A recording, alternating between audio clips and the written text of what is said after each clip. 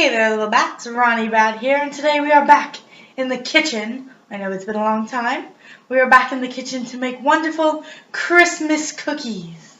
To start, you will need 1 cup of butter, 1 cup of sugar, 1 large egg, 2½ cups of flour, 1 teaspoon of baking powder, 2 tablespoons of orange juice, and 1 teaspoon of vanilla. Okay, to start with, we're going to take the butter and the sugar and cream them together. To start with, you want to take the butter and make sure it's soft. Mine's been sitting out for about half an hour, 45 minutes now.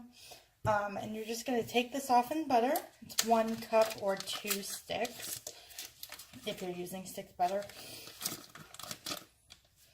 And you're just going to chop it up into little slices like you would chop cheese, like a block of cheese.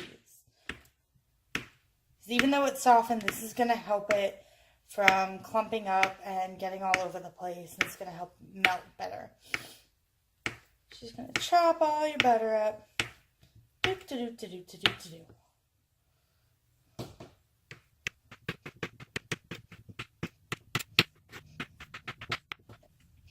Once we have our butter nice and chopped, we're going to put it over here into our mixing bowl, which is a little dirty because I've already done two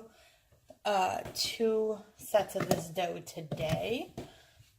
So don't be thrown off by everything already having dough all over it. Okay. And then to your butter, you're just going to add 1 cup of sugar. It can just be regular sugar. Today I'm using light brown sugar. It's just a personal preference. And then you're going to cream that together. You might have to scrape down your bowl a couple of times in between, especially because of the butter. Will help it to stick to the bowl, and we do not want that. Once your butter and your sugar have been creamed together, it should look a little something like this. It should look like a really creamy, sticky mass of dough. At this point, you're now ready to add the rest of the ingredients. So put everything else in that bowl with the butter and the sugar. To this mixture, we're now going to add the egg.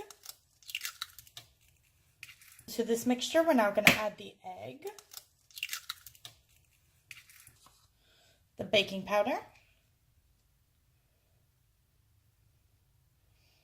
The vanilla, the orange juice, and finally the flour. Then make sure all your ingredients are mixed together well so that they form a nice dough. You'll probably have to scrape down the sides of the bowl here as well a few times before the mixture is completely finished and dough-like. Once it started to get soft and creamy and it started to resemble dough and the dough has started to stick together, it's best to just stop beating and put your hands in there.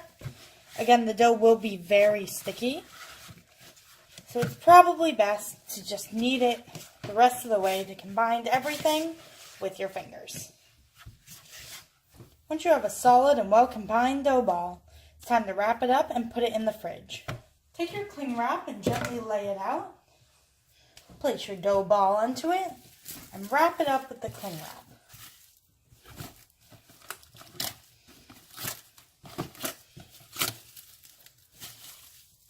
Once your little ball is all wrapped and ready, you can go in the fridge. Let your dough ball rest in the fridge for about 2 to 3 hours to let it chill and harden.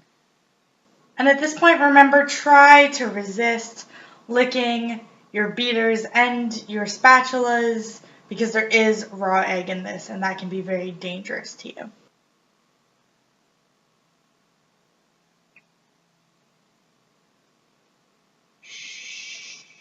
Once the dough ball is done cooling for about 3 hours, you can take it out and begin to roll it out flat so you can cut it into shapes.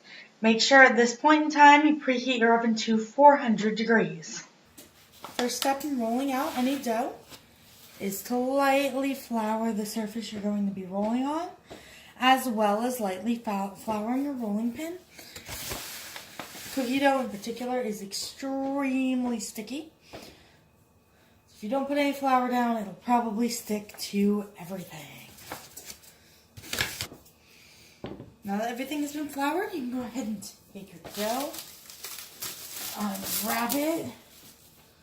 That should be a pretty solid dough ball. Ready to be pressed.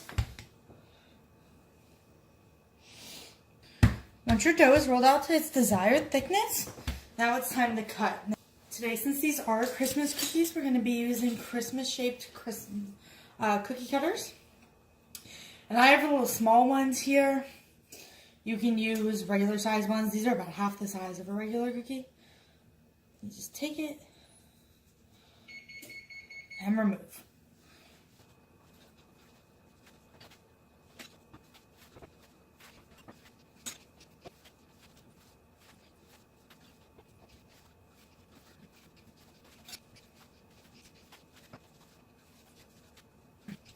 When there's no more room on your dough to cut any more cookies, just ball it up again and start the process all over until you've used up all your cookie dough. Once your cookies are all on your sheet and they're a good distance apart so that when they bake and expand, they don't expand together in a clump, place them in the oven until they're golden brown. And here are the finished cookies. Ta-da! They look amazing and they taste amazing. Thank you guys so much for watching. If you like more content like this, don't forget to subscribe, click that notification bell. Mwah! I love you guys. Bye!